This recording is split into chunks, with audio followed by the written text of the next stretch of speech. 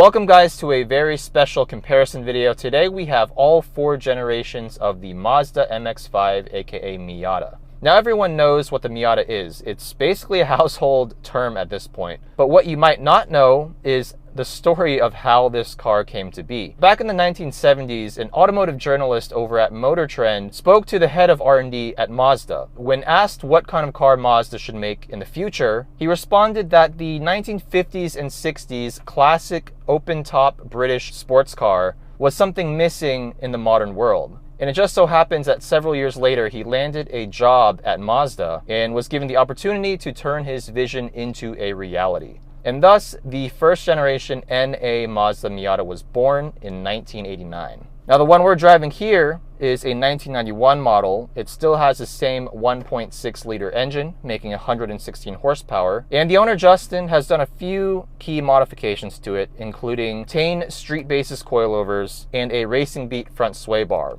Other than that, the mods are pretty much cosmetic. We have a hardtop, a steering wheel, and that's pretty much it. So let's start off by driving this car and see what made the original Mazda such a special car. Now, the ethos of the Miata is all about lightweight, front engine, rear drive, relatively low power, 4-cylinder engine, and that open top experience. Now, obviously with this one, we have a fixed hardtop, so we are missing a crucial part of the Miata experience, but nevertheless, the strength of this car is driving it at 7/10 on a canyon road. I would argue that unless you go really hardcore with the modifications, the Miata is more enjoyable on a canyon road than on a racetrack. Now, with just 116 horsepower and weighing a little over 2,100 pounds, this car is very lightweight, but the power to weight ratio is still a bit lacking. It's not a very accelerative driving experience. But that doesn't change the fact that this little motor loves to rev. It'll happily rev to 7,000. Now, the immediacy of turn-in with that super light front end and this very connected hydraulic steering rack. By the way, this was an option. Most NA Miatas came with no power steering. Gives this car a very energetic and eager personality. It doesn't have the tightest on-center steering feel, but that's okay. This car was never about razor-sharp responses. It does have a little bit of body roll. And just a simple third gear pull. Takes a while. You get to savor the experience, and I think that's what makes the original Miata so special. Nothing comes at you too fast. It gives you time to actually think about what you're doing and plan what you're doing next. Now, this one, of course, is equipped with the 5-speed manual transmission. Amazing shifter for the time. Not that far off from everyone's favorite Honda transmissions. This particular model also has a viscous limited slip differential on the rear axle. It's just so easy to drive.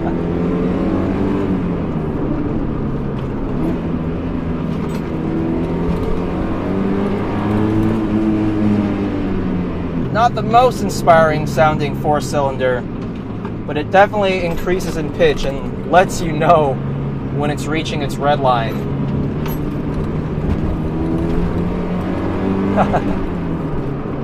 Super fun little car.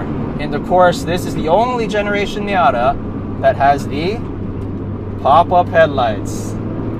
Such a quintessential part of that original NA Miata appeal. It's cute. It's a cute car from the outside. And a lot of enthusiasts look down on this car because they say it's not a very masculine car, whatever that means, right? But I would argue that if you can reach the limits of a first-generation Miata, only then are you really justified in moving on to more powerful machinery. This car may be small and lightweight and low power, but that doesn't mean it can't teach you a few things. Now, the engine in this car, as well as the subsequent generations of Miata, are actually considered front midship because they are mounted just behind the front axle. That gives the car a nearly perfect 50-50 weight distribution in the corners. It does not feel nose heavy. Just super nimble, just super eager to turn. Double wishbones all around for this NA. As you corner, you gain that little bit of additional negative camber that helps the tires just stick to the road.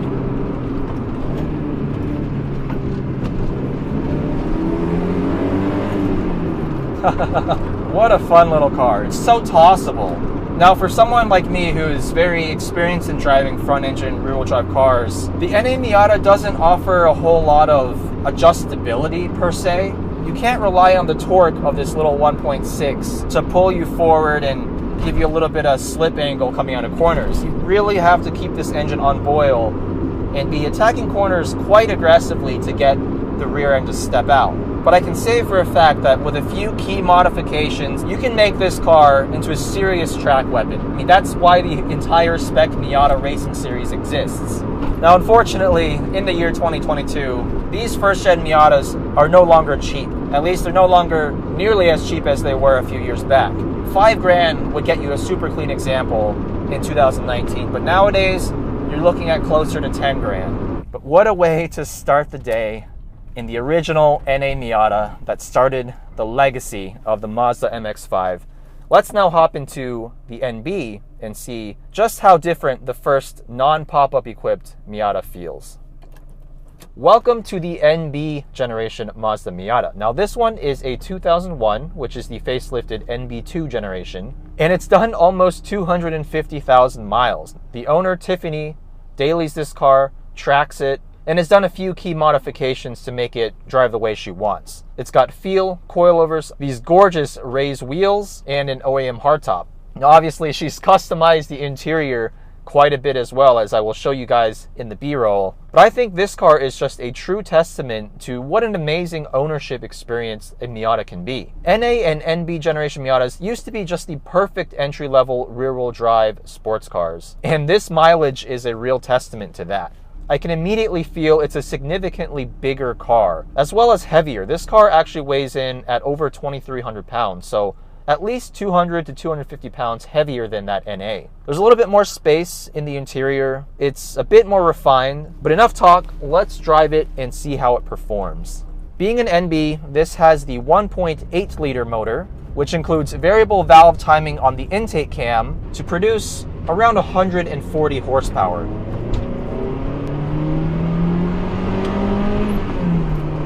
Yeah, immediately it is a more potent engine than that little 1.6 in the NA.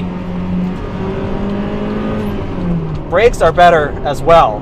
Now, this car has a 6-speed transmission, and the gear ratios certainly feel a little tighter and more well-suited to this type of driving.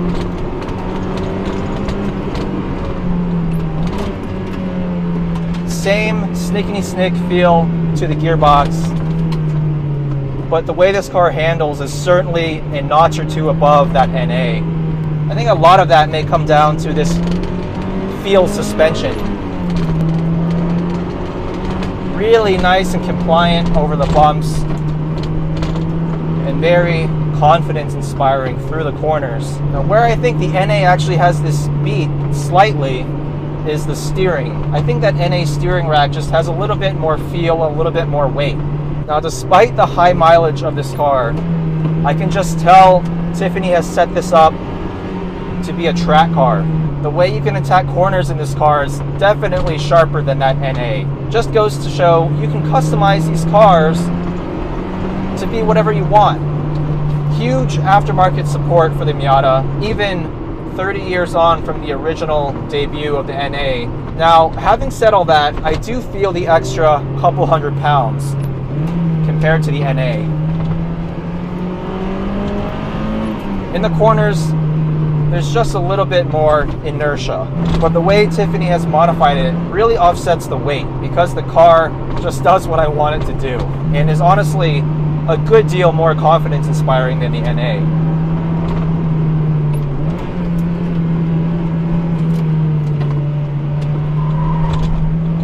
A little bit of understeer there, but not to worry, the car is so forgiving to drive.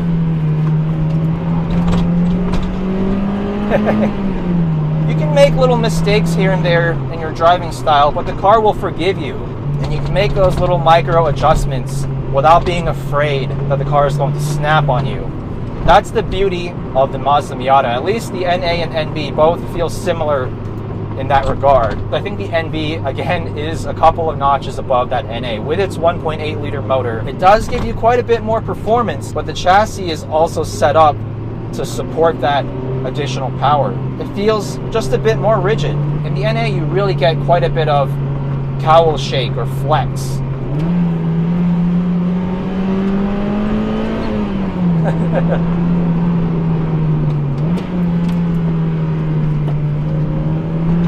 What a joy to drive. Just such a fun little car. And props to Tiffany for modifying this car the way she did. She's really made this thing her own, as you can tell very clearly from these neon cat gauges. And that top gauge there really sums up this car. Happiness overload. So yes, going from the NA to NB Miata, there is a marked improvement in performance, but dare I say this car slightly lacks character compared to the NA. But that is usually the case as time progresses, technology advances, and cars become more capable and useful rather than holding on to that old school feel of driving engagement. So let's see if that holds true with the NC generation Miata. Welcome to Tommy's 2006 NC Miata. This is a pre-facelift version, but Tommy has done quite a few modifications to it for track use. Jumping from the NA to the NB, in terms of interior and build quality, you can equate that to going from like a Motel 6 to a Ramada Inn. It's a noticeable improvement, but ultimately you're still part of a budget experience. But hopping into the NC Miata, this feels like name your favorite 3-star hotel. I mean, it's honestly that big of a difference. Significantly more space in the interior. Everything feels just better built. And the NVH levels in this car are so much lower. And I think you guys will notice that in the audio quality once I start driving. Now, there's quite an extensive list of mods on this car, so let me go through it. 17 by 8 inch spec MX5 wheels, which are actually made by Rays. 225 section width Falcon RT615K Plus tires, Meister R GT1 suspension, got some basic bolt-ons, Goodwin Racing header, catted mid-pipe, muffler, and factory tune. Another OEM hardtop on this car. So all 3 Miatas we've driven so far have OEM hardtops. This NC has the 2-liter inline-4, which made around 170 horsepower from the factory, but with the bolt-ons that Tommy's put on, it might be making 5 to 10 horsepower more. Weighing in at over 2,400, close to 2,500 pounds. It's a solid 350 to 400 pounds heavier than the NA and 100 to 150 pounds heavier than the NB. So let's see if that affects the way it drives. One corner was all it took to show me that this car is the best handling out of the 3 so far. Everything feels so tight and controlled. The suspension, dare I say, even better than the Feels coilovers in Tiffany's car. Steering is so tight and direct. Yes.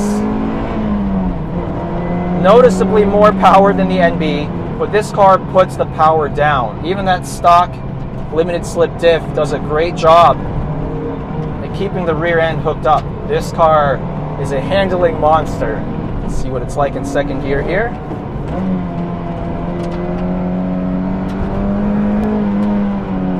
So planted. Excellent feel through the steering wheel. Whatever Tommy's done to this car has made the slop in the steering wheel basically go away.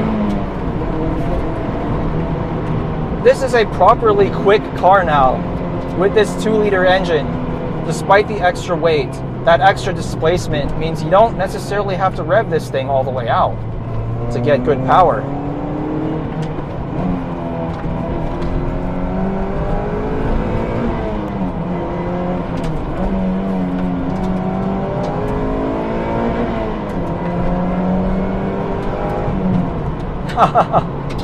I can just drive this car so much more seriously than the other two. Tommy's modified it, obviously, but also this NC chassis feels so much stiffer. The rigidity is on another level. As a result, all the inputs that you feed into the car give you more predictable outputs. There's much less slop in the steering, in the brakes, in the drivetrain. Everything just feels nice and tight.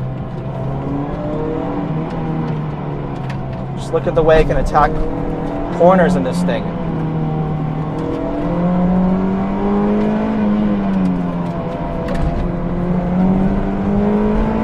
Just hooks up. It just hooks up. This is an excellent car at canyon speeds.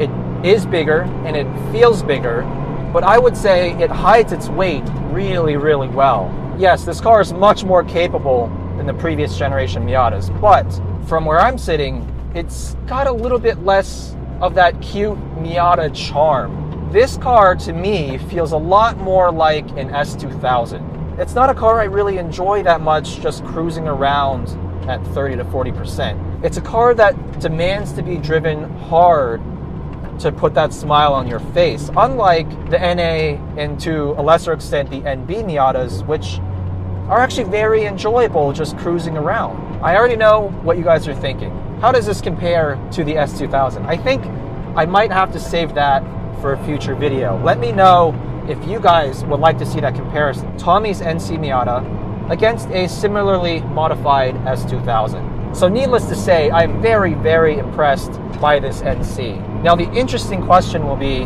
when I hop into a nearly bone stock ND2 Miata, will that feel like it's on another level altogether, or does this NC hold its own? There's only one thing left to do.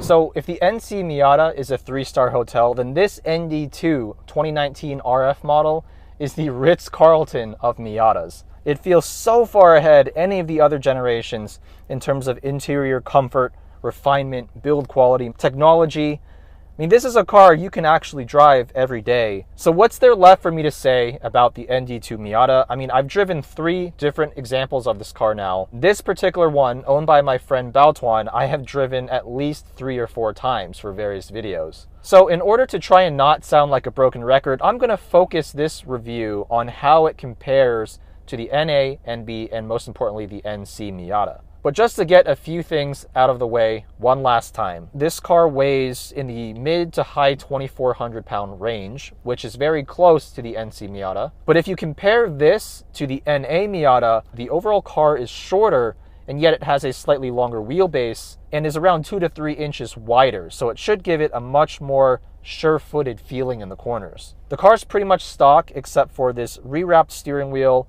shift knob, aftermarket exhaust, and some Michelin Pilot Sport 4S tires. Now immediately, we've got more power. Even compared to that NC Miata with its 2-liter engine with bolt-ons, this ND2 just feels more potent. And it's mostly at the top end of the rev range. This engine revs the highest out of any Miata. 7,500 RPM red line really rewards you.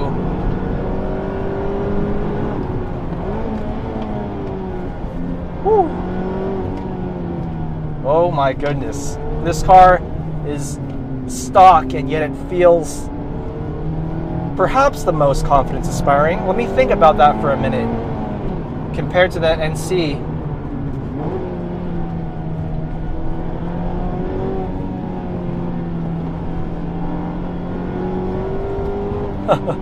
car moves around with this stock suspension. It has the optional Bilstein dampers, but even then, the car rolls quite a bit in the corners.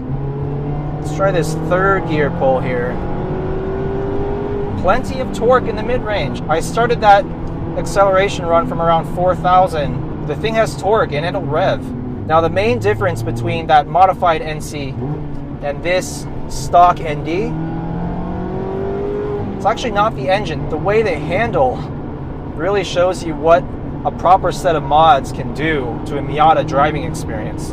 I think this ND2 does a really good job at feeling tight and composed with very little slop in the controls. But Tommy's car just takes it to a totally different level.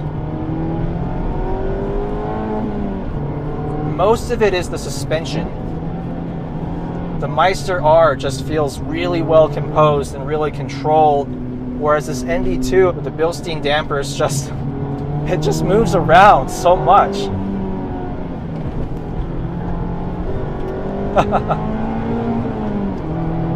Not in an unpredictable or unpleasant way, mind you, but still not the level of control that I'd want from a track car, at least. Now, for an OEM setup, it's good, it's adequate, don't get me wrong, but it just so happens that after hopping from Tommy's NC into this stock ND, the differences are actually really apparent. This transmission feels excellent, really, really good for a stock transmission. One of the best on the market today.